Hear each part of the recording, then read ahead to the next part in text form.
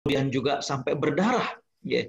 Itulah karenanya kita dapatkan sebuah riwayat ketika Nabi Shallallahu Alaihi Wasallam beristirahat setelah diusir katakanlah oleh masyarakat Taif. Nabi SAW didatangi oleh malaikat Jibril, dan malaikat Jibril ini menawarkan ya, untuk kemudian menghancurkan masyarakat Taif. Tapi Nabi SAW justru mengatakan, Allahumma hdi liqaumi fa innahum la ya'lamun. Ya. Ya Allah, berikanlah hidayah kepada masyarakat Taif, ya, karena sesungguhnya mereka itu adalah orang-orang yang belum mengerti tentang Islam. Ya. Jadi kembali bahwa Nabi SAW sudah mencoba lokasi untuk hijrah. Ya. Dan akhirnya ya, Allah Subhanahu wa Ta'ala memberikan kepada Nabi SAW dengan para sahabat suatu tempat yang sangat-sangat kondusif untuk dakwah Islam. Ya. Disinilah saya katakan terbukanya jalan menuju ke Madinah. Ya. Al-Imam Ibnu Ishaq yang merupakan guru dari Imam Ibnu Hisham, kalau kita baca bahwa banyak kitab-kitab sirah, buku-buku tentang sejarah Nabi Shallallahu Alaihi Wasallam itu merujuk kepada sirah Ibnu Hisham. Ya. Guru daripada Imam Ibnu Hisham ini adalah Imam Ibnu Ishaq. Belum meriwayatkan bahwa ya, ketika Allah Subhanahu wa Ta'ala ingin menampakkan agamanya dan mengagungkan nabinya, jadi riwayatnya itu sudah demikian. Jadi ini merupakan kehendak Allah Subhanahu wa Ta'ala agar agama ini muncul, agar Nabi Shallallahu Alaihi Wasallam kemudian menjadi dakwah yang tersebar syiar dan juga manfaatnya. Ya. Maka hadirin khotal iman rahimakumullah, di suatu musim haji. Jadi ini kebiasaan Nabi SAW di musim haji, Nabi SAW itu berdakwah, mengajak kepada kabilah-kabilah, dan mereka menolak. Ya. Mereka menolak. Ya. Jadi dari satu musim haji ke musim haji berikutnya, di mana orang-orang dari berbagai kabilah kumpul di Mekah, Nabi SAW sudah menawarkan agama Islam, sudah mengajak mereka kepada Islam, tapi mereka menolak. Ya. Subhanallah, Allah Subhanahu wa Ta'ala ya, memberikan kepada Nabi SAW jalan untuk kemudian dakwah ini tersebar luas. Ya. Jadi di situ diceritakan bahwa pada tahun ke-11 kenabian, jadi setelah 11 tahun dari diutusnya Nabi SAW sebagai Rasul, ya, dan saat itu musim haji, Nabi SAW melakukan hal yang lazim, yang biasa beliau lakukan, yaitu berdakwah kepada kabilah-kabilah Arab. Ya. Hadirin khotal iman rahimakumullah, sampai di Aqabah. Jadi kalau ada yang pernah haji atau umroh tentunya tahu Aqabah itu kalau kita tempat melempar jumroh. Ya. Tempat kita melempar jumroh ada jumroh Aqabah. Nah di sana ya, cukup jauh sebenarnya. Dari Mekah kita melewati Aziziyah, kemudian kita melewati Mina, dan kemudian baru daerah Aqabah. Sampai ke sana, ya, Nabi SAW berjumpa dengan sekelompok orang Khazraj. Ya, ini riwayat Imam Ibnu Ishaq. Ya. Dan di situ riwayatnya adalah aradallahu bihim khairan. Ya. Jadi laqiya, Nabi SAW berjumpa dengan sekelompok dari kalangan Bani Khazraj, dan aradallahu bihim khairan. Allah menginginkan kebaikan kepada mereka. Subhanallah. Ya. Hadirat para penduduk surga Allah Subhanahu wa Ta'ala. Nabi SAW kemudian bertanya kepada mereka ini, man antum? Siapakah kalian? Ya. Sekelompok orang ini kemudian mengatakan bahwa kami ini adalah minal Khazraj. Ya. Nabi SAW mengatakan hal min mawalil Yahud. Ya. Apakah kalian termasuk bekas budak dari Yahudi? Artinya, apakah kalian punya keterikatan, ya, hubungan interaksi dengan orang-orang Yahudi? Ya. Ya. Nabi SAW kemudian mengatakan iya. Bapak Ibu Allah Subhanahu wa Ta'ala rahmati, kalau kita pernah baca dalam sejarah bahwa di Madinah atau di Yathrib saat itu, jadi dulu namanya adalah kota Yathrib. Lalu kemudian ketika Nabi hijrah, Nabi ganti dengan Madinah. Ya. Bagaimana ada dua kabilah yang sebenarnya mereka itu saudara. Ya. Mereka ini sebenarnya saudara, yaitu Aus dan Khazraj. Ya. Bapak Ibu Allah Subhanahu wa Ta'ala rahmati, ya, mereka itu sebenarnya satu kakek moyang, satu nenek moyang, saudara. Ya.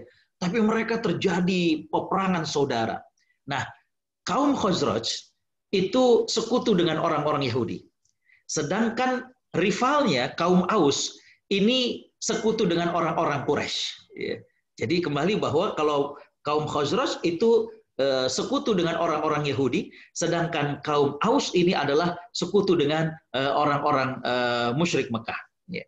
Jadi Nabi SAW bertanya kepada mereka, apakah kalian ini berinteraksi dengan orang-orang Yahudi? hal min wawalil Yahud, ya, maka mereka mengatakan bala, betul, kami ini adalah orang-orang yang suka berinteraksi dengan orang-orang Yahudi. Maka Nabi SAW kemudian mengatakan, ya, halla tajlis, tidakkah kalian duduk, karena aku ingin berbicara kepada kalian sesuatu. Bapak Ibu Allah Subhanahu wa taala rahmati. Kaum Khazraj ini karena berinteraksi dengan orang-orang Yahudi di Madinah, di mana orang-orang Yahudi ini, ya, mereka itu tahu betul akan ada nabi yang diutus. Ya. Dan mereka tahu bahwa nabi yang diutus itu akan hijrah ke Madinah. Ya. Al-Quran menggambarkan a'udzubillahi minasyaitonirrajim, ya'rifunahu kama ya'rifuna abna'ahum. Mereka orang-orang Yahudi mengenal tentang Nabi Muhammad SAW sebagaimana mereka mengenali anak-anak mereka. Artinya apa? Mereka tahu betul bahwa nanti akan ada nabi akhir zaman, di mana nabi akhir zaman itu akan hijrah ke tempat yang banyak pohon-pohon kurmanya. Ya. Makanya orang-orang Yahudi itu menunggu di Yathrib. Ya. Mereka menunggu di Madinah atau di Yathrib. Ya. Nah, hadirin khotul iman rahimakumullah, kalangan Yahudi ini juga karena sekutunya dengan Khazraj, ya, dan mereka juga ada rabi-rabinya, para pemuka agamanya, ya, itu menyampaikan bahwa nanti nabi akhir zaman itu akan muncul, dan mereka mengatakan bahwa annahu qad bu'itsa syahdan, ya, sungguh nabi terakhir itu sudah muncul di Mekah. Ya. Nah, hadirin khotul iman rahimakumullah, ketika Nabi SAW duduk bersama 6 orang ini, Nabi kemudian mengajak mereka kepada Islam. Nabi menyampaikan bahwa sesungguhnya aku adalah Rasulullah. Dan sesungguhnya Allah Subhanahu wa taala mengutus aku untuk mengajak kalian kepada Islam. Tsumma tala ba'dal ayat. Ya. Dalam riwayatnya Nabi SAW kemudian membacakan beberapa ayat. Kaum Khazraj, karena memang saat di Madinah, ketika mereka berinteraksi dengan orang Yahudi, mereka sudah dengar bahwa orang-orang Yahudi ini sudah menyampaikan nanti akan ada nabi akhir zaman. Nabi itu akan hijrah ke tempat yang di sana banyak pohon kurmanya dan bla bla bla dan lain sebagainya. Maka hadirin khotul iman rahimakumullah, ya, salah seorang di antara mereka mengatakan bahwa ya kaum, ya, wahai kaumku, wahai sahabat-sahabatku, ya, ini adalah nabi yang sering diomongkan oleh orang-orang Yahudi. Ya. Ini nabi yang sering diomongkan oleh orang-orang Yahudi. Ya. Maka kata beliau adalah, ayo, ya, jangan sampai kita keduluan orang-orang Yahudi. Kita duluan yang beriman, memenuhi ajakan beliau, dan memenuhi seruannya untuk masuk ke dalam Islam, maka terimalah Islam. Ya. Subhanallah. Ya. Allah Subhanahu wa ta'ala jika menginginkan suatu kebaikan, maka Allah Subhanahu wa ta'ala permudah hal itu. Ya. Bagaimana hijrah ke Habasyah, bahkan sampai 2 kali tadi saya katakan. Bapak Ibu kalau lihat bagaimana dari Mekah, Habasyah itu di Afrika, ya, perjalanan yang sangat-sangat jauh luar biasa. Belum lagi cuacanya, belum lagi alamnya, ya. Ya. Hadirin khotul iman rahimakumullah, Nabi coba untuk kemudian yang dekat dari Mekah, yang alamnya, kondisinya juga nyaman, lebih sejuk, tapi ternyata masyarakatnya menolaknya. Ya. Tapi Nabi tidak pernah putus asa. Setiap musim haji, Nabi selalu mengajak ketua-ketua kabilah, mengajak masyarakat-masyarakat, orang-orang Arab yang datang saat itu ke Mekah, maka semua menolak. Pada tahun ke-11 daripada kenabian ini, Allah Subhanahu wa ta'ala membukakan jalan untuk kemudian ekspansi dakwah. Ya. Nah, hadirin khotul iman rahimakumullah, kembali di sini dikatakan bahwa, ya, salah satu dari 6 orang ini mengatakan, kenapa kita tidak beriman? Ya. Ini adalah nabi yang sering diceritakan oleh orang-orang Yahudi. Ya. Maka jangan sampai kita keduluan oleh orang-orang Yahudi. Bapak Ibu Allah Subhanahu wa taala rahmati. Maka kemudian mereka beriman, ya. Hadirin khotul iman rahimakumullah, jumlah mereka 6 orang saat itu, ya. Nama-nama yang menjadi sahabat-sahabat terkemuka yaitu As'ad bin Zurarah, Auf bin Harith bin Rifa'ah, Rafi' bin Malik bin Ajlan, Qutbah bin Amir, Uqbah bin Amir, Uqbah bin Amir, seorang sahabat yang terkenal sebagai komandan perang. Jabir bin Abdullah, banyak sekali hadisnya, ya. 6 orang ini kemudian beriman kepada Nabi Shallallahu Alaihi Wasallam. Ya. Imam Ibnu Ishaq menceritakan bahwa, ya, ke-6 orang ini kemudian kembali ke Madinah, kembali ke Yathrib, dan mereka berdakwah. Ya, kalau bisa dikatakan mereka mensosialisasikan, menyampaikan bahwa, ya, di sini kalaulah bukan bahasanya berdakwah, tapi mereka menyampaikan bahwa Nabi akhir zaman itu sudah muncul. dan kami bertemu dengan beliau. Ya, jadi 6 orang ini menyampaikan.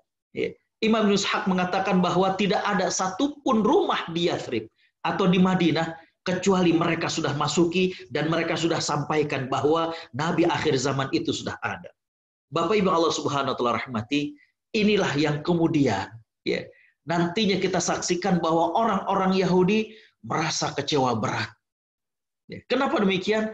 Karena ternyata Nabi akhir zaman yang mereka tunggu-tunggu tersebut ternyata adalah keturunan dari Ismail dan bukan keturunan dari Ishak atau keturunan dari mereka. Ya. Padahal begitu banyak para nabi yang diangkat dan diutus oleh Allah Subhanahu wa taala berasal dari keturunan Ishak, berasal dari keturunan Bani Israel. Ya. Tapi kali ini sebagai nabi penutup dan nabi akhir zaman, ternyata bukan dari Bani Israel, bukan dari keturunan Nabi Yakub, tapi ternyata dari keturunan Ismail alaihi salam. Ya. Hadirin hadirat para perindu surga Allah Subhanahu wa taala. Ya. Ini tahun ke-11 Hijrah. Ya. Hadirin khotul iman tadi dikatakan, ya, Imam Ibnu Ishaq menceritakan bahwa Aus dan Khazraj, ya, ini adalah saudara kandung. Artinya maksud saya adalah bahwa kakek mereka, nenek buyut mereka itu adalah saudara. Ya. Tapi entah kenapa terjadi permusuhan di antara mereka. Ya. Di sini disebabkan karena salah satu kejadian terbunuhnya seseorang, akhirnya kemudian perang saudara. Imam Ibnu Ishaq meriwayatkan bahwa peperangan di antara mereka berlangsung 120 tahun, subhanallah. 120 tahun, berapa generasi itu? Ya. Sampai mungkin sudah yang sepuh-sepuhnya sudah meninggal, ganti dendamnya terus. Ya. Ya. Api peperangan ini baru padam ketika Islam itu datang. Ya. Mereka kembali bersaudara berkat kehadiran Rasulullah SAW. Ya. Nah, hadirin khotul iman rahimakumullah. Ya. Tahun berikutnya, ya, datang lagi, artinya tahun ke-12 Hijrah, 12 kenabian, ya, datang lagi 12 orang, ya, kepada Nabi Shallallahu Alaihi Wasallam, dan itu mereka kemudian bersumpah setia, berbaiat, ya. 6 orang yang pertama, ya, tapi kecuali Jabir bin Abdullah bin Ri'ab, ya, ditambah 6 orang yang lainnya. Mu'adz bin Harith, Zakwan bin Abdul Qais, Ubadah bin Samit, ini juga seorang sahabat yang sering, ya, kita dengar hadis yang diriwayatkan oleh beliau. An Ubadah bin Samit radhiyallahu anhu, ya, Yazid bin Tha'labah, Abul Haytham bin At-Tayhan, ya, Uwaimir bin Malik, ya. Hadirin khotul iman rahimakumullah, ke-12 orang ini datang sebagai utusan daripada masyarakat Yathrib atau Madinah, dan mereka berbaiat, sumpah setia kepada Nabi Shallallahu Alaihi Wasallam. Tempatnya di Aqobah juga, makanya dikenal dengan baiat Aqobah yang pertama. Ya. Apa saja poin-poin sumpah setia mereka? Hadirin khotul iman rahimakumullah, dalam hadis riwayat Imam Bukhari dengan Imam Muslim, ya, di situ diceritakan bahwa bai'uni, ya, kemarilah kata Nabi SAW, berbaiatlah kepadaku, ala alla tusyriku billahi syai'a. Ya, kalian jangan sampai menyekutukan Allah dengan yang lainnya. Ya, setelah masuk Islam jangan menyekutukan Allah dengan yang lainnya. Jangan menyembah selain kepada Allah Subhanahu wa taala. Wala tasriqu, dan janganlah kalian mencuri. Wala taznu, dan janganlah kalian berzina. Wala taqtulu auladakum, jangan sampai kalian membunuh anak-anak kalian. Ya, seperti tradisi-tradisi yang tidak benar. Ya, bagaimana mereka punya kebiasaan merasa malu ketika memiliki anak perempuan dan akhirnya mereka bunuh secara hidup-hidup. Ya. Wala ta'tu bi buhtanin taqtarunahu baina aidikum wa arjulikum, dan kata Nabi SAW, jangan kalian berbuat dusta. Ya. Jangan kalian berbuat dusta. Wala ta'su fi ma'ruf, dan jangan kalian mendurhakai aku dalam urusan yang baik. Ya. 6 hal. Nabi kemudian mengatakan, faman waffa minkum fa ajruhu 'ala Allah. Barang siapa yang menunaikan, menepati daripada baiat ini, maka dia akan mendapatkan pahala dari Allah Subhanahu wa taala. Wa man asaba min dzalika syai'an fa uqiba fid dunya fa huwa kaffaratul lah. Dan barang siapa yang melakukan pelanggaran terhadap baiat-baiat tersebut dan dia diberikan hukuman, maka itu sebagai kifarat, sebagai penebus, sebagai denda, sebagai fine dari apa yang mereka lakukan. Waman asaba min dzalika syai'an thumma satarahu Allah fahuwa ilallah insya'a afa wa insya'a aqabah. Dan kalau siapa ya, yang kemudian melanggar daripada perjanjian ini, kemudian Allah tutupi, artinya nggak ketahuan, padahal dia melanggar, ya, maka itu adalah terpulang kepada Allah Subhanahu wa Ta'ala. Apakah Allah akan ampuni dirinya, ataukah Allah akan memberikan kepadanya azab? Ya. Hadirat para penduduk surga Allah Subhanahu wa Ta'ala. Inilah ya, poin janji sumpah setia. Ya. Daripada 12 orang dari kalangan Yathrib ya, yang berjanji setia kepada Nabi Shallallahu Alaihi Wasallam. Ya. Di mana hadirin khotal iman rahimakumullah, kalau kita lihat 6 poin ini, tidak ada yang berkaitan dengan poin untuk berperang, artinya siap membela Nabi SAW. Ya. Di sini hadirin khotal iman rahimakumullah, karena itu Bai'at Aqobah sering dikenal dengan Bai'atun Nisa. Ya. Sering disebut apa? Bai'atun Nisa. Ya. Artinya perjanjian sumpah setia wanita. Kenapa? Karena Ustadz, padahal tadi 12 orang itu laki-laki semua. Ya. Kenapa disebut dengan bai'at wanita? Karena di dalamnya tidak ada sama sekali kalimat-kalimat tentang bagaimana mendukung ketika berperang, bagaimana membela Nabi ketika berperang, tidak ada. Ini hanya bagaimana janji setia terhadap pribadi-pribadi untuk beribadah kepada Allah dan tidak menyekutukan dengan yang lain, untuk tidak mencuri, tidak berzina, tidak membunuh, ya, tidak kemudian berdusta dan lain sebagainya. Ya. Maka di sini tidak ada kalimat untuk kemudian tadi saya katakan membela Nabi pada saat peperangan. Hadirin khotal iman rahimakumullah. Setelah Bai'at Aqobah yang pertama ini, ya, Imam Ibnu Ishaq meriwayatkan bahwa ketika 12 orang ini akan kembali ke Yathrib atau ke Madinah, Nabi Shallallahu Alaihi Wasallam ya, mengutus Mus'ab bin Umair ikut dengan rombongan. Jadi ya, ini merupakan strategi Nabi SAW. Ya. Strategi dakwah Nabi Shallallahu Alaihi Wasallam, bagaimana ketika 12 orang ini ingin kembali ke Yathrib atau ke Madinah, maka Nabi mengutus Mus'ab untuk ikut dengan rombongan ke Madinah. Subhanallah. Ya. Dan Mus'ab menjadi duta Islam pertama, ya, di mana beliau berdakwah ke Yathrib atau ke Madinah. Hadirin khotal iman rahimakumullah. Ada satu fakta yang menarik di sini. Ya. Bagaimana Nabi SAW sempat menyampaikan kepada para sahabat yang senior. Nabi SAW mengatakan, antum a'lamu minhu. Kalian ini, yang senior-senior ini boleh jadi lebih banyak ilmunya daripada Mus'ab. Walakinnahu afsahu minkum lisanan. Tapi Mus'ab ini berbicaranya itu lebih lembut, berbicaranya itu lebih santun. Ya. Bapak Ibu Allah Subhanahu wa Ta'ala rahmati. Ternyata ya, pesona akhlak ini luar biasa. Ya. Bahkan dalam keseharian kita mendapatkan bahwa akhlak ini jauh lebih mempesona daripada harta seseorang, daripada kepandaian seseorang, daripada ketampanan dan kecantikan seseorang. Ketika seseorang itu memiliki akhlak, maka orang lain itu hatinya bisa terebut. Ya. Simpati melihat akhlak yang mulia yang dimiliki orang tersebut. Ya. Tapi kebalikannya, kalau orang memiliki akhlak yang buruk, sombong, angkuh, walaupun dia tampan, walaupun dia cantik, walaupun dia kaya, walaupun dia berilmu, tapi orang banyak yang tidak suka dengan orang-orang yang berperangai buruk. Banyak orang yang tidak suka dengan orang-orang yang berakhlak buruk. Ya. Hadirat para penduduk surga Allah Subhanahu wa Ta'ala. Jadi kembali bahwa Nabi mengutus Mus'ab bin Umair karena Nabi tahu ya, bagaimana Mus'ab ini bicaranya lebih santun, bicaranya sopan. Ini yang kemudian menjadi modal besar untuk dakwah ke suatu negeri. Ya. Bagaimana kemudian merebut hati masyarakat di Mekah, di Madinah. Ya. Sehingga hadir khotal iman rahimakumullah, ya, bisa kita bayangkan, ya, nanti setahun setelah Bai'at Aqobah yang pertama ini, bagaimana hadir khotal iman rahimakumullah, 73 orang datang menjumpai Nabi SAW. Ya. Jadi kembali bahwa 12 orang ini kembali ke Yathrib atau ke Madinah bersama dengan Mus'ab bin Umair, di mana Mus'ab berdakwah di Madinah. Subhanallah. Ya. Apa sih yang menjadi faktor dakwah Islam itu kok cepat diterima di Madinah? Ya. Tadi saya katakan tahun ke-11 kenabian, Nabi berjumpa dengan 6 orang dari kalangan Khazraj. Betul nggak? Setahun kemudian, pada tahun ke-12 kenabian, 12 orang datang dan sudah bersumpah setia. Ya. Hadir khotal iman rahimakumullah. Lalu kemudian diutuslah Mus'ab bersama 12 orang ini.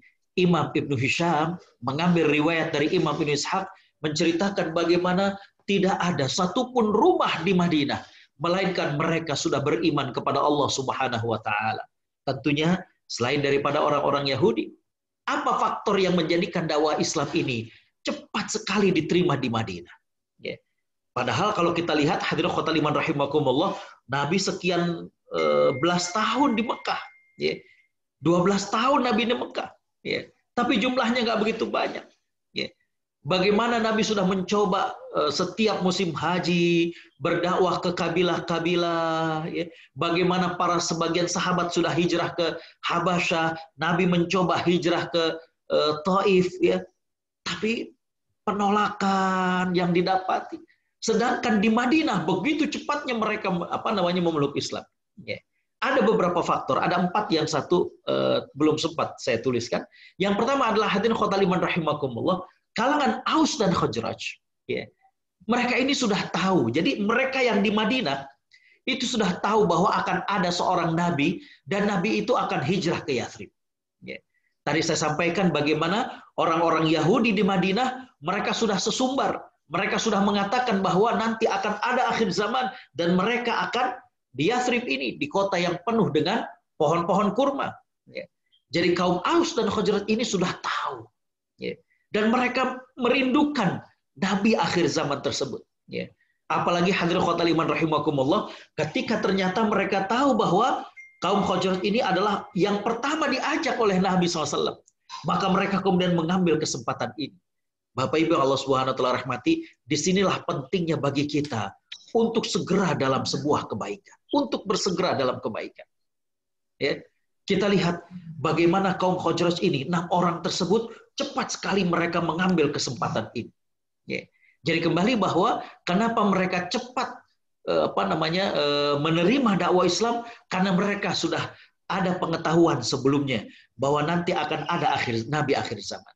Ya. Di sini Bapak Ibu Allah Subhanahu wa taala rahmati menunjukkan betapa pentingnya ilmu bagi kaum muslimin. Ya. Betapa pentingnya ilmu bagi kaum muslimin. Agar mereka kemudian bertambah dan Allah Subhanahu wa taala menjelaskan innama yakhsyallaha min ibadihil ulama, hanya saja orang-orang yang takut kepada Allah Subhanahu wa taala adalah orang-orang yang berilmu. Jadi ketika kemudian masyarakat berilmu, makin ngerti, makin faham, maka hadirin khotal iman rahimakumullah, terbukalah mata batin mereka. Ya. Betapa banyak orang-orang yang membenci Islam lantaran mereka tidak tahu. Ketika mereka sudah tahu, oh subhanallah. Ya. Mereka kemudian merasakan bahwa ini merupakan agama yang tepat. Ya. Jadi kembali adalah karena ya, pengetahuan yang dimiliki oleh kaum Aus dan kaum Khazraj bahwa akan ada nabi akhir zaman. Faktor yang kedua saya mengatakan di sini yang menjadikan dakwah Islam itu cepat diterima di Madinah adalah kaum Aus dan Khazraj ini ya, sudah lama berperang dan mereka rindu bersatu. Ya. Bapak Ibu Allah Subhanahu wa taala rahmati, ya, sebenarnya walaupun sampai 120 tahun mereka berperang, ternyata mereka memendam kerinduan untuk bisa bersatu lagi. Ya. Dan mereka berharap besar bahwa Nabi Shallallahu Alaihi Wasallam dapat mempersatukan 2 kabilah ini, dan Nabi betul-betul berhasil. Ya. Subhanallah, kerinduan di hati mereka untuk bisa kemudian ya, dengan sesama saudara selama 120 tahun mereka berperang untuk sesuatu yang sudah lama, yaitu kasus pembunuhan. Ya. Jadi kaum Aus dan Khazraj ini sudah rindu untuk bersama, ya. Sudah rindu untuk kemudian bersatu karena mereka pada dasarnya adalah saudara, ya. Satu kakek dan nenek moyang mereka itu. Hadirin khotal iman rahimakumullah, yang ketiga saya katakan adalah faktor yang menjadikan dakwah Islam ini cepat diterima di Madinah, ya. Karena hadirin khotal iman rahimakumullah, sebelum tahun ke-11 kenabian, menurut sejarahnya, tahun kelima sebelum Nabi hijrah. Berarti tahun ke-9 dari 13 kurangi 5, tahun ke-8 kenabian. Jadi 8 tahun setelah Nabi diutus menjadi Rasul, terjadi perang besar antara kaum Aus dan kaum Khazraj. Terjadi perang besar yang dikenal dengan perang Bu'ath. Ya. Di mana hadirin khotal iman rahimakumullah, dicatat dalam sejarah bahwa dalam perang Bu'ath tersebut, ya, hampir seluruh tokoh-tokoh Aus maupun Khazraj terbunuh. Ya. Hampir seluruhnya. Ya. Jadi sesepuh-sesepuh dari kalangan Aus, sesepuh-sesepuh dari kalangan Khazraj, ini mereka banyak yang tewas dalam perang Bu'ath tersebut. Sisa satu, yaitu Abdullah bin Ubay bin Salul. Jadi di antara sesepuh-sesepuh itu, orang tua mereka, itu banyak yang tewas. Hampir semuanya tewas pada saat perang Bu'ath tersebut. Kecuali Abdullah bin Ubay bin Salul. Nah, beliau ini udah ngarep betul bahwa beliau dijadikan sebagai pemimpin dari dua kabilah ini. Karena yang paling sepuh, yang paling senior. Ya. Jadi beliau berharap bahwa nanti beliau akan diangkat sebagai pemimpin di antara mereka. Ternyata Nabi hijrah saat itu ke Madinah. Ya. Maka kalangan Aus dan Khazraj kemudian menjadikan Nabi sebagai pemimpin. Ya. Abdullah bin Ubay bin Salul nggak siap hatinya. Ya. Dalam bayangannya dia udah mimpi bakalan jadi pemimpin. Dalam bayangannya dia sudah bermimpi bagaimana dia dihormati dengan jabatannya. Ternyata Bapak Ibu Allah Subhanahu wa taala rahmati, Nabi SAW dengan para sahabat hijrah dan hadirin khotal iman rahimakumullah, kalangan Ansor dan juga para sahabat menjadikan Nabi sebagai pemimpin dan bukan Abdullah bin Ubay bin Salul. Inilah yang kemudian penyakit hati muncul dalam diri beliau. Ya. Membisikkan dalam inian beliau. Setan membisikkan dalam hati Abdullah bin Ubay bin Salul. Ini kan mestinya kamu yang jadi pemimpin. Ya. Ya. Itu ternyata Muhammad, padahal dia baru saja di Madinah. Hadirin khotal iman rahimakumullah, itulah yang menjadikan Abdullah bin Ubay bin Salul kemudian menyimpan, ya, kebencian terhadap Islam dan terhadap Nabi Shallallahu Alaihi Wasallam. Makanya beliau kemudian menjadi gembong, artinya pimpinan dari orang-orang munafik saat itu. Ya. Jadi penyakit munafik ini muncul ketika hadirin khotal iman rahimakumullah, seseorang itu gila dengan kekuasaan, ya, merasa dirinya senioritas, ya. Ketika gila dengan kekuasaan, maka dia menghalalkan segala cara untuk tujuan kekuasaan itu. Ya. Abdullah bin Ubay bin Salul, ya, dia tidak terima dirinya yang udah sebentar lagi akan dijadikan sebagai pemimpin kalangan Ansor atau orang-orang Yathrib saat itu, ternyata digantikan posisinya oleh Nabi Muhammad SAW. Ya. Faktor keempat hadirin khotal iman rahimakumullah, ya, ini kan baru 3. Faktor keempatnya saya sampaikan secara lisan. Ya. Apa yang menjadikan dakwah begitu cepat menyebar di Madinah adalah hadirin khotal iman rahimakumullah, ya, orang-orang Yahudi di Madinah itu mereka sudah sesumbar, ngomong-ngomong besar. Di mana orang Yahudi mengatakan nanti akan ada Nabi akhir zaman dan kami akan pertama beriman kepada mereka, kepada beliau.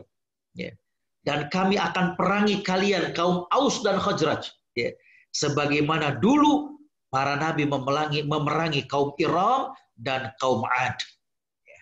Iram dan Ad. Iram itu adalah suatu kaum yang subhanallah, yang bisa memahat batu, gunung batu, dan kemudian dirubah menjadi istana.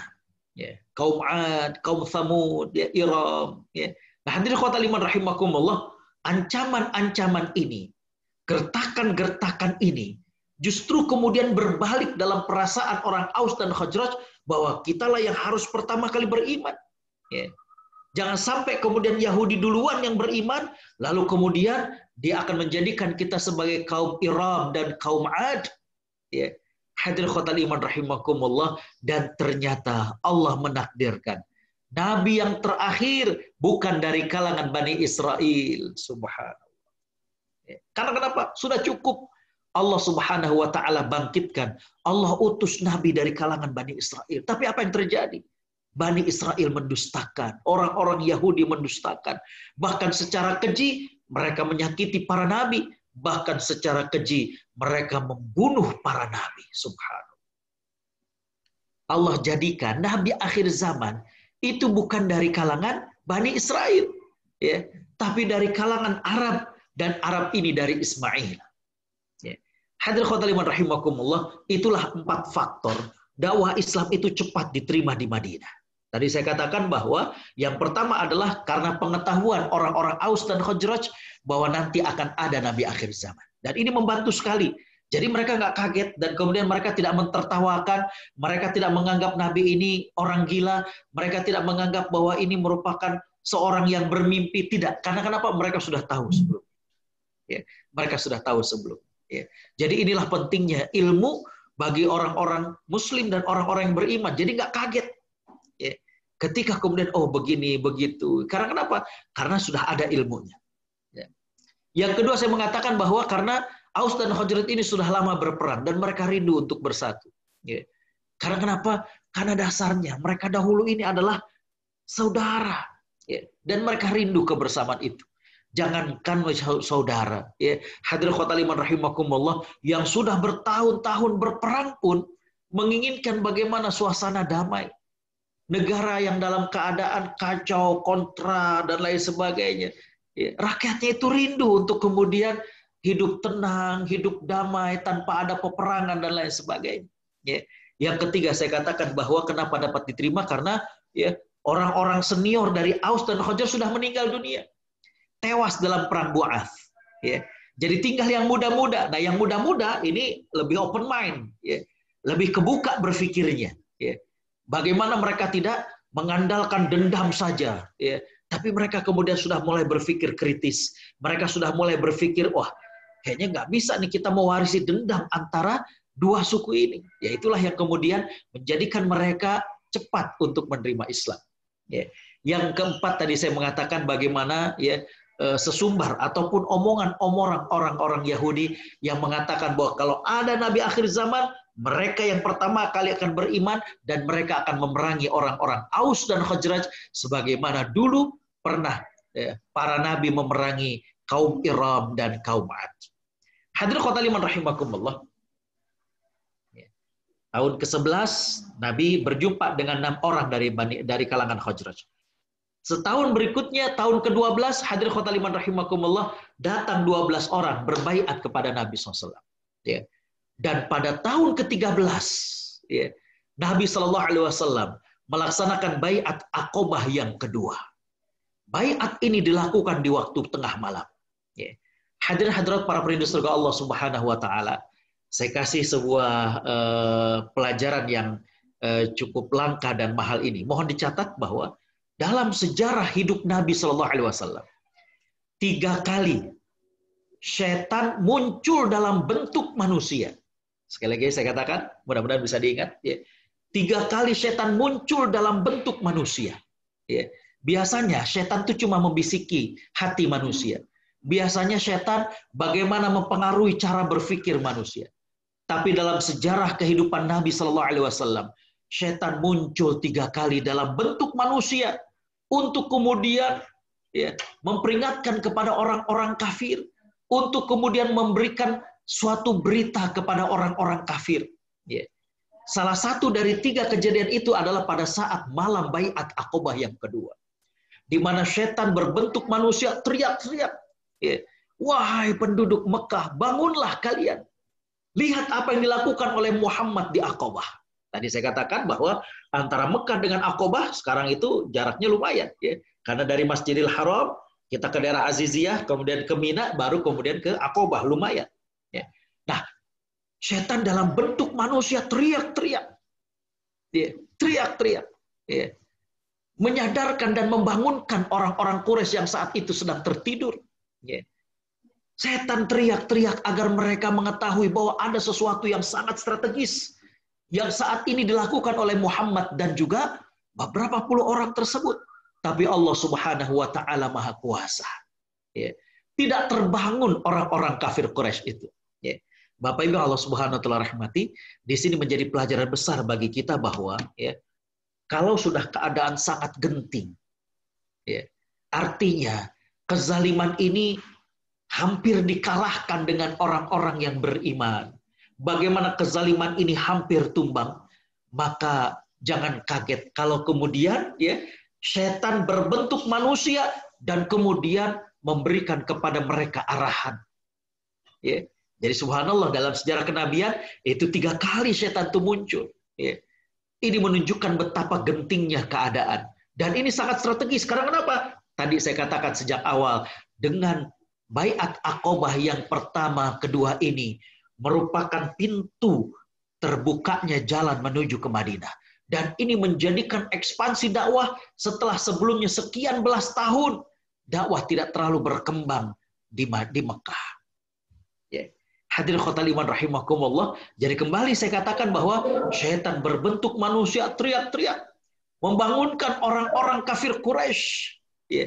Karena kenapa? Karena ada peristiwa yang sangat penting, peristiwa yang sangat strategis, di mana 73 orang ya, dari Aus dan Khazraj datang ke Aqobah, berjumpa dengan Nabi Shallallahu Alaihi Wasallam, dan mereka mengucapkan janji setia. Ya. Hadirin khotul iman rahimakumullah. Ya. 75 orang yang ikut dalam baiat Aqobah yang kedua ini, 73-nya adalah laki-laki dan 2 orangnya adalah wanita. Yang wanita tersebut adalah Nusaybah binti Ka'ab dan Asma binti Amr bin Adi. Ya. Hadirin khotul iman rahimakumullah, malam itu Nabi Shallallahu Alaihi Wasallam diantar oleh pamannya Abbas bin Abdul Muttalib. Ya. Diantar oleh Abbas bin Abdul Muttalib, yang saat itu Abbas bin Abdul Muttalib masih musyrik. Ya. Hadirin khotul iman rahimakumullah, Nabi Shallallahu Alaihi Wasallam diantar oleh Abbas, dan Abbas ya meminta jaminan keamanan kepada keponakannya, yaitu Nabi Muhammad Shallallahu Alaihi Wasallam dari orang-orang Yathrib saat itu. Ya. Hadirin khotul iman rahimakumullah, Nabi Shallallahu Alaihi Wasallam setelah Abbas minta jaminan keamanan untuk keponakannya, Nabi SAW kemudian membacakan beberapa ayat Al-Quran, kemudian menjelaskan tentang Islam. Hadirin khotul iman rahimakumullah, kemudian dibuatlah perjanjian ya, antara Nabi Shallallahu Alaihi Wasallam dengan 73 ya, orang-orang dari Aus dan Khazraj ini, ya, atau totalnya menjadi 75, dan inilah yang disebut dengan baiat Aqobah yang kedua. Ya. Saya katakan tadi bahwa ini adalah hal yang sangat strategis, di mana Allah akan bukakan dakwah Islam. Ya. Bisa kita lihat bahwa setelah Nabi hijrah ini, bagaimana ekspansi dakwah. Ya. Dan hadirin khotul iman rahimakumullah, itulah yang membuat ketar-ketir setan, sampai dia nggak cukup membisikkan, wah kayaknya kelamaan. Dia berbentuk manusia, dia membangunkan orang kafir Quraisy, namun mereka tidak juga bangun. Hadirin khotul iman rahimakumullah, dari sini ya, saya ingin mengatakan bahwa Nabi Shallallahu Alaihi Wasallam hijrah dari Mekah ke Madinah bersama para sahabat itu bukan seperti pecundang, bukan seperti orang yang ketakutan, tidak. Nabi dengan strategi. Ya. Nabi dengan strategi. Ya. Bagaimana ada baiat Aqobah pertama, Aqobah yang kedua, ya. Bagaimana Nabi mengutus Mus'ab bin Umair menyiapkan masyarakat agar mereka kemudian sudah bisa menerima Islam, bahkan dipilih Mus'ab bin Umair karena memang kelembutannya, akhlak yang dimiliki oleh Mus'ab. Ya. Hadirin khotul iman rahimakumullah, selesai malam itu, ya, baiat Aqobah yang kedua, Nabi SAW kembali ke Mekah. Artinya dari Aqobah Nabi SAW kembali ke ke Mekah. Ini 5 isi baiat Aqobah yang kedua, di mana hadirin khotul iman rahimakumullah, ada poin-poin yang jauh lebih strong daripada baiat Aqobah yang pertama. Yang pertama adalah hadirin khotul iman rahimakumullah, isi baiat Aqobah yang kedua ini adalah ala sam'i wa ta'ah fil mansyat wal makrah. Ya. Jadi bagaimana mereka berbaiat kepada Nabi Shallallahu Alaihi Wasallam ya, untuk taat, ya, baik dalam perkara yang mereka sukai ataupun mereka nggak sukai. Ini merupakan sebuah janji setia dari orang-orang Ansor untuk kemudian selalu mendukung Nabi Shallallahu Alaihi Wasallam. Ya. Baik yang sesuai dengan keinginan mereka ataupun mungkin nggak mereka sukai. Ya. Jadi ini luar biasa. Yang kedua, baiat untuk berinfak, ya, fi syiddati war raha, baik dalam keadaan sempit maupun dalam keadaan lapang. Ya. Jadi Nabi sudah mengukur bagaimana keislaman mereka Setelah mereka kemudian Islam dengan melalui Mus'ab bin Umair, Nabi ingin mengukur bagaimana mereka komitmen. Dan di antara baiatnya adalah infak. Dalam keadaan sempit, apalagi dalam keadaan lapang. Yang ketiga adalah baiat untuk amar ma'ruf nahi mungkar. Baiat untuk berdakwah, subhanallah. Yang keempat, berbaiat untuk tidak terpengaruh dengan celaan orang-orang yang mencela. Laumata laim. Mereka nggak akan terpengaruh. Ada orang yang ngejelek-jelekin. Karena kenapa? Nanti nih orang Yahudi akan menggerogoti. Dengan ucapan mereka, dengan isunya, dengan lain sebagainya. Maka Nabi SAW memberikan satu poin, yaitu agar mereka tidak terpengaruh dengan celaan orang-orang yang ingin mencela. Yang kelima, ini yang menarik, hadirin khotal iman rahimakumullah, adalah mereka bersumpah setia untuk melindungi Nabi Shallallahu Alaihi Wasallam. Sebagaimana mereka melindungi wanita-wanita, artinya istri mereka, anak putri mereka, orang tua mereka, dan sebagaimana mereka melindungi anak-anak mereka sendiri. Hadirin khotal iman rahimakumullah, ini adalah baiat yang sangat-sangat strong tadi saya katakan, karena menuntut komitmen dari orang-orang Yathrib, menuntut komitmen dari orang-orang Aus dan Khazraj. Tapi tadi saya katakan karena mereka sudah bertekad, mereka ingin mengakhiri peperangan, mereka ingin bersatu. Bagaimana mereka sudah bertekad, ingin kemudian beriman kepada Nabi yang akhir zaman ini, maka baiat yang luar biasa beratnya ini oleh mereka diterima dengan hati yang lapang. Hadirat para penduduk surga Allah Subhanahu wa taala, setelah malam tersebut baiat Aqabah yang kedua, maka Nabi SAW kemudian kembali ke Mekah. Nabi melanjutkan dakwahnya. Dan seperti biasa, bagaimana orang-orang Quraisy, hadirin khotal iman rahimakumullah, mereka tetap melakukan intimidasi, mereka tetap menyakiti Nabi dengan para sahabat. Tidak lama setelah baiat Aqabah yang kedua ini, Nabi SAW mengabarkan kepada para sahabat untuk hijrah ke Yathrib. Jadi udah disiapkan. Nabi menginformasikan kepada para sahabat bahwa para sahabat dibolehkan untuk hijrah ke Yathrib. Dan Nabi Shallallahu Alaihi Wasallam memerintahkan kepada para sahabat untuk melakukan hijrah secara sembunyi-sembunyi agar tidak diketahui oleh orang-orang musyrikin Mekah. Hadirin khotal iman rahimakumullah, disinilah kita saksikan bahwa sahabat-sahabat yang sempat hijrah ke Habasyah, mereka kemudian kembali ke Mekah, mereka bersiap-siap untuk hijrah ke Madinah. Karena mereka tahu bahwa Nabi SAW merekomendasikan untuk hijrah ke tempat yang jauh lebih kondusif daripada di Habasyah. Hadirin khotal iman rahimakumullah, tercatat dalam sejarah bahwa yang pertama kali hijrah ini adalah Abu Salamah. Ini kisah Abu Salamah sangat luar biasa. Bagaimana Abu Salamah ini termasuk yang hijrah ke Habasyah, dan ketika mendengar bahwa Nabi Shallallahu Alaihi Wasallam membolehkan untuk hijrah ke Yathrib, maka kemudian dia dengan istrinya kembali ke Mekah. Dia dengan istrinya dan anaknya merencanakan untuk hijrah ke Madinah. Tapi apa yang terjadi?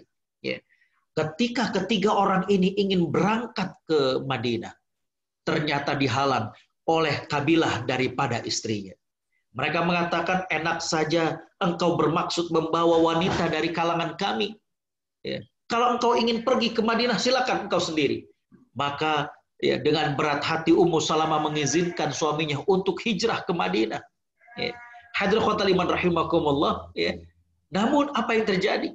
Ketika istrinya, artinya Ummu Salamah dengan anaknya tersebut ingin kembali ke rumah, ternyata dari kalangan kabilah suaminya datang. Mereka mengatakan, kalian enak. Wanita dari kalangan engkau, kalian tahan. Begitu juga dengan anaknya. Tapi laki-laki dari kalangan kami, engkau biarkan pergi ke Madinah. Kalau kayak gitu, biar adil, kesinikan anaknya. Bapak Ibu yang dimuliakan Allah, terpisahlah Abu Salamah ke Madinah, Ummu Salamah bersama kaumnya, dan anaknya bersama dengan kaum dari suaminya. Terpisah sekian lama. Sampai kurang lebih 1 tahun. Akhirnya ada salah seorang dari kabilah Ummu Salamah yang datang kepada kabilah suaminya. Dan dia mengatakan, engkau lihat wanita itu, yaitu Ummu Salamah. Nyaris gila dia.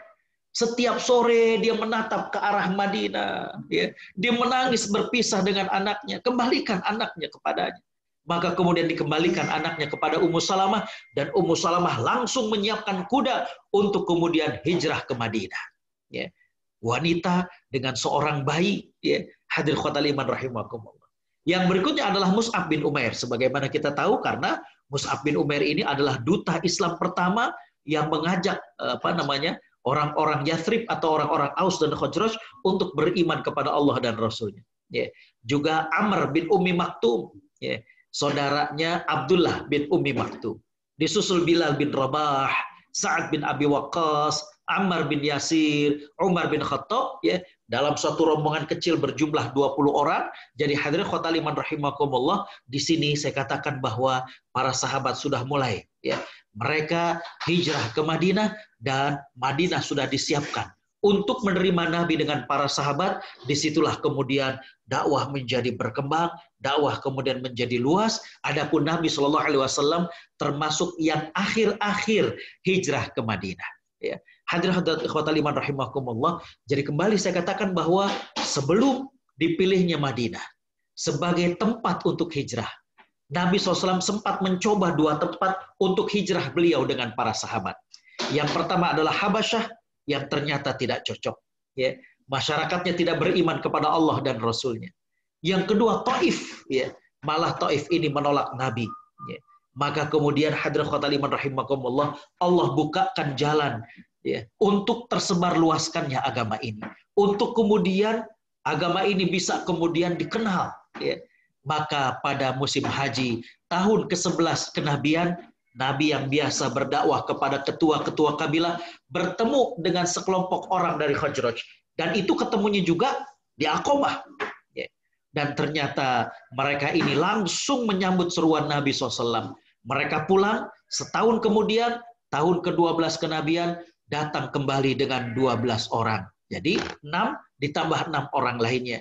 Mereka melakukan baiat yang pertama, ya, dan kemudian mereka kembali, ya, mensosialisasikan Islam bersama dengan Mus'ab bin Umair. 1 tahun kemudian, tahun ke-13 kenabian, datang 75 orang, 73 dari kalangan laki-laki dan 2 orang dari kalangan wanita. Mereka bersumpah setia untuk membela Nabi Shallallahu Alaihi Wasallam. Dan mereka juga bersumpah bahwa mereka akan melindungi Nabi sebagaimana mereka melindungi kaum wanita, sebagaimana mereka melindungi anak-anak mereka. Disinilah kemudian terbuka jalan untuk kemudian para sahabat hijrah ke Madinah, dan dari situ juga maka kemudian dakwah ini menjadi semakin berkembang. Hadirat para hadirin surga Allah Subhanahu wa taala, ya, kita sambung dalam serial kedua. Untuk sampai ini kita cukupkan. Saya kembalikan kepada MC Pak Dodi, ya. Jazakumullah khairan. Assalamualaikum warahmatullahi wabarakatuh. Waalaikumsalam Ustaz. Terima kasih Ustaz atas tausiahnya yang demikian rinci dan lengkapnya. Insya Allah ini akan memberikan tambahan wawasan bagi kami dan memberikan motivasi kepada kami untuk lebih mencintai Nabi kita Rasulullah SAW, serta memberikan motivasi untuk meniru dan mencontoh baik Rasul maupun para sahabatnya. Barangkali pada pemirsa ada yang mau ditanyakan. Silakan posting di chatroom yang sudah tersedia. Atau bisa langsung mengangkat tangan, ya. Ingin langsung bicara.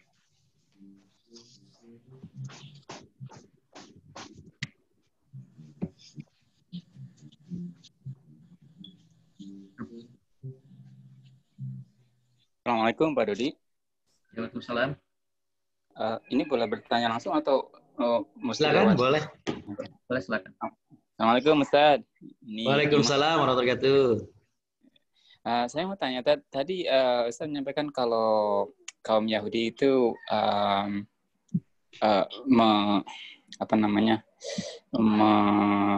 mengaku-ngaku kalau Nabi seterusnya itu akan berasal dari Bani Israel seperti itu, ya. Namun Ustaz juga menyampaikan kalau mereka akan menjadikan Bani Aus dan Khosraj tadi. Ya. sebagai musuh-musuh mereka kayak yang akan mereka perangi. Padahal sebelumnya bukannya mereka juga sedang ibaratnya kayak teman mereka sebenarnya. Kenapa mereka akan dijadikan seperti itu, Tad? Baik. Bismillahirrahmanirrahim. Alhamdulillah wassalatu wassalamu ala Rasulillah. Hadirin-hadirat para perindu surga Allah Subhanahu wa taala.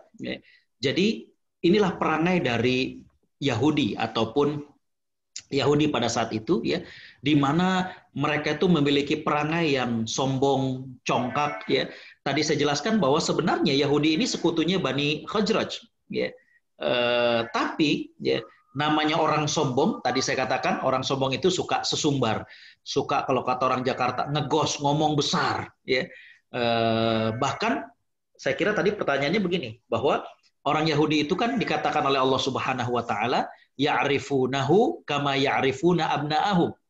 Mereka tahu Nabi akhir zaman itu sebagaimana mereka mengenali anak mereka sendiri. Jadi mestinya mereka itu tahu bahwa Nabi akhir zaman itu pastinya bukan dari bangsa mereka. Ya. Cuma mereka ngarep dan merasa sombong bahwa nabi-nabi sebelumnya juga dari bangsa Yahudi, masa iya sih yang terakhir nggak dari bangsa Yahudi? Ya. Nabi yang sebelumnya dari Bani Israel, masa yang terakhir nggak ada Bani Israel? Nah, begitu juga rasa sombong ini yang menjadikan mereka kemudian suka ngomong besar. Ya. Walaupun sekutu dengan kaum Khazraj, tapi agar kemudian orang Khazraj ini lengket, ya, katakanlah nggak berani untuk memisahkan sekutu dengan orang Yahudi, maka mereka kemudian ngancem begitu. Ya.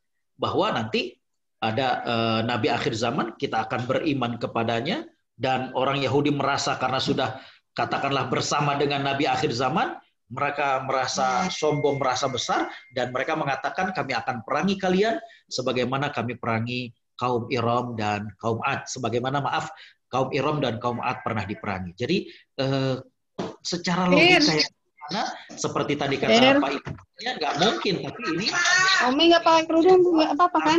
Karena kesombongan mereka, karena congkaknya mereka, ya, maka mereka kemudian suka ngomong besar seperti ini. Ya. Jadi kembali bahwa itu tiada lain tiada bukan karena kesombongan, congkak yang mereka miliki. Saya kira demikian. Wallahu a'lam. Terima kasih Pak Ustadz. Jazakallahu khairan. Dan ini ada pertanyaan dari Pak Ahmad Sudiro. Ustadz, kira-kira hikmah dan pelajaran apa yang bisa kita ambil dalam kondisi kehidupan kita di masa sekarang ini? Baik. Bismillahirrahmanirrahim. Ya. Terima kasih Pak Ahmad Sudiro, bagus sekali ini pertanyaannya. Pelajaran yang bisa kita ambil dari sini adalah yang pertama bahwa dakwah Islam itu akan berkembang, akan terus bertambah di tempat yang kondusif. Mohon maaf, ini kita berbicara misalkan di Amerika, di mana ketika suatu tempat, ketika suatu negara di sana demokratis, di sana kondusif dan tidak banyak terjadi intimidasi kepada kaum muslimin, maka menjadi suatu harapan besar bahwa dakwah Islam itu mestinya berkembang dengan baik. Ya, saya kira ini Pak Ahmad Sudiro yang sempat di Australia. Saya sempat ketika di Australia bilang begini, bahwa Australia itu mengakui multicultural. Ya. Jadi saya mengatakan bahwa semestinya masyarakat Muslim di Australia itu bisa membahasakan bahwa kita ini sebagian dari culture yang diakui. Sehingga dengan demikian dakwah Islam itu bisa diberikan keleluasaan, tidak dicurigai dan lain sebagainya. Jadi pelajaran pertama dari kondisi ekspansi dakwah ini bagi kita adalah bahwa ketika umat Islam berada di negeri yang demokratis, yang kondusif, maka dakwah Islamnya juga akan berkembang. Ya. Tapi kalau di situ atau di negeri itu terjadi kezaliman, terjadi penindasan, ketidakadilan, biasanya dakwah Islam itu akan akan kesulitan. Saya katakan tidak mandek, tapi kesulitan. Itu pelajaran pertama. Yang kedua adalah bahwa Nabi SAW mengajarkan kepada kita bahwa untuk ekspansi dakwah itu perlu sebuah perencanaan yang bagus. Ya. bagaimana duduk bersama, misalkan Muslim di Amerika dengan Kanada duduk ya.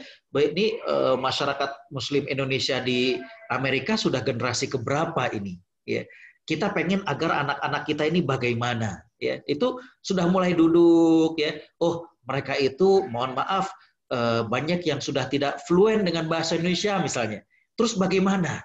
Ya, nah, hadirin khotal iman rahimakumullah, jadi kembali bahwa untuk ekspansi dakwah perlu duduk merumuskan bagaimana strategi, bahkan kalau perlu 5 tahun ke depan bagaimana, ya, 10 tahun ke depan bagaimana dan lain sebagainya, ya, agar kemudian bisa lebih bagus ekspansinya. Ya.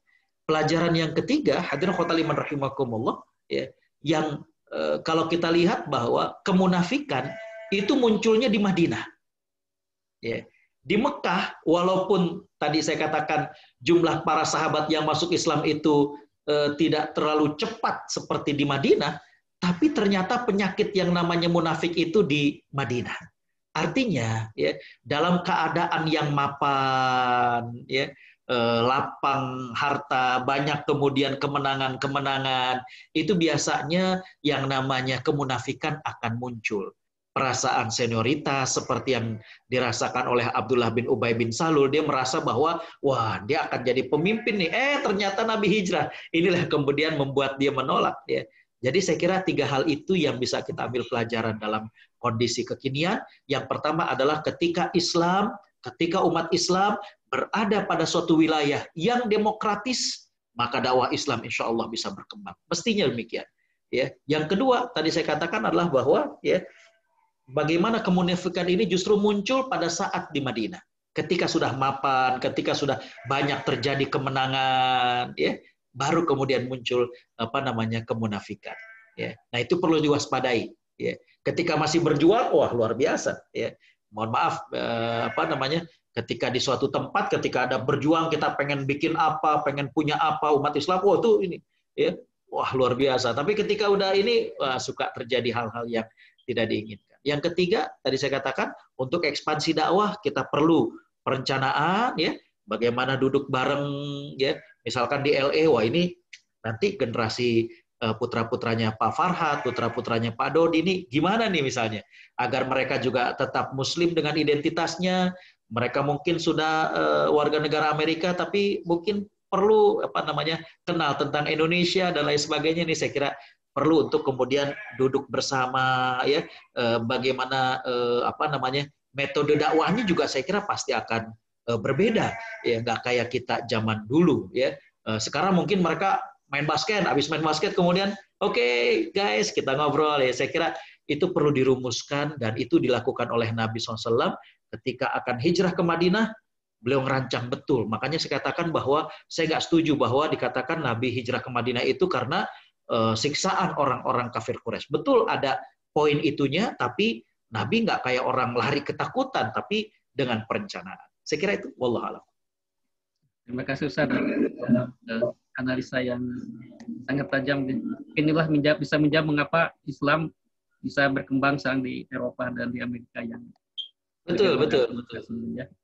Kemudian ada satu lagi pertanyaan Ustaz dari Pak Taufik.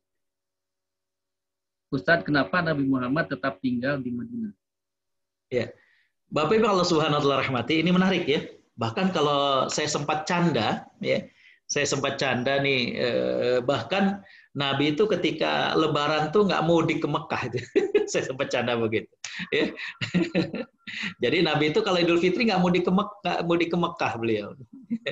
Ya, baik, saya hanya sekedar canda. Yang waktu itu saya bilang kalau kita berbicara katakanlah ngotot tentang nyunnah, maka sebenarnya yang sering ngotot begitu itu ketika Lebaran nggak usah mudik karena Nabi ternyata nggak mudik. Tapi bagi kita kan itu adalah kebaikan untuk bakti kepada orang tua dan lain sebagainya. Baik, kenapa Nabi SAW tetap tinggal di Madinah? Bahkan saya tambahkan ke Pak Taufik bahwa Nabi SAW dikuburkannya pun di Madinah. Ya. Bapak Ibu Allah Subhanahu wa Ta'ala rahmati. Ada 2 kejadian menarik bahwa yang pertama, Nabi didapati oleh sahabat sedang menatap ke arah Mekah. Ya, sedang menatap ke arah Mekah. Dan kemudian Nabi bergumam, "Wallahi, innaki la ahabbul ardi ilayya." Nabi bergumam, Nabi berkata dengan suara yang pelan, demi Allah, engkau adalah tanah yang paling aku cintai. Kalaulah bukan karena kaummu, artinya penduduk Mekah, mengeluarkanku dan mengusirku, maka aku tidak akan meninggalkannya. Jadi Nabi itu sebenarnya sangat cinta dengan Mekah. Namanya tanah kelahiran. Ya.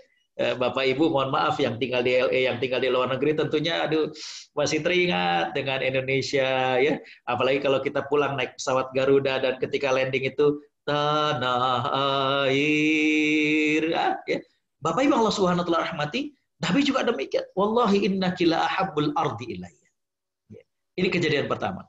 Kejadian yang kedua adalah hadirin khotal iman rahimakumullah, ketika pembagian harta rampasan perang Badar. Ya. Ada seorang sahabat yang mengatakan kepada orang-orang Ansor, orang-orang Madinah, mereka mengatakan, lihat, Muhammad membagikan harta rampasan kepada orang-orang Mekah jauh lebih banyak ketimbang yang ia bagikan kepada kita. Ya. Ini ucapan yang kadang suka bikin dengki di antara kaum muslimin. Ya. Tapi Nabi SAW sebenarnya bukan tidak adil. Ya. Tapi Nabi kesian. Orang-orang Mekah itu ke Madinah nggak bawa apa-apa. Ya. Jadi azasnya adalah keadilan. Ya. Yang kedua, Nabi kemudian berkata, jadi karena ada omongan tersebut, Nabi kumpulkan orang-orang Madinah dan Nabi kemudian mengatakan, tidakkah kalian ridha? Aku berikan mereka harta, tapi aku berikan diriku kepada kalian. Maka kemudian orang-orang Madinah mengatakan, ya Rasulullah kami ridha.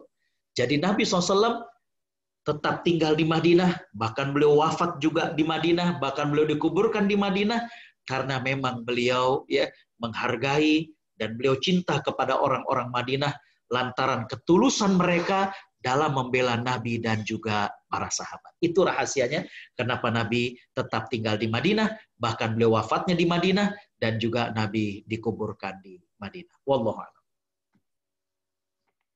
Terima kasih Pak Ustadz. Waktunya sudah sampai kita penghujung waktu kita. Jadi terima kasih ya pada Ustadz yang telah memberikan waktunya di tengah kesibukannya. Masya Allah masih bisa menyempatkan memberikan tausiah kepada kami semua. Juga terima kasih kepada para Bapak dan Ibu yang telah pemirsa semua di sini yang telah mendengarkan tausiah dari Pak Ustadz. Mudah-mudahan apa yang disampaikan Pak Ustadz bisa bermanfaat untuk kita semua. Selanjutnya Pak Ustadz mungkin bisa menutup acara ini sekaligus memberikan doa. Silakan. Baik. Bapak Ibu Allah Subhanahu wa taala rahmati, mari kita istighfar kepada Allah Subhanahu wa taala. Astaghfirullahalazim, astaghfirullahalazim, astaghfirullahalazim. Bismillahirrahmanirrahim. Alhamdulillahirabbil alamin, hamdan syakirin, hamdan na'imin, hamdan yuwafi ni'amahu wa yukafi mazidah. Ya Rabbana lakal hamdu wa lakal syukru kama yanbaghi li jalali wajhika wa 'azimi sultanik. Allahumma salli ala Muhammad wa ala alihi wa sahbihi ajma'in.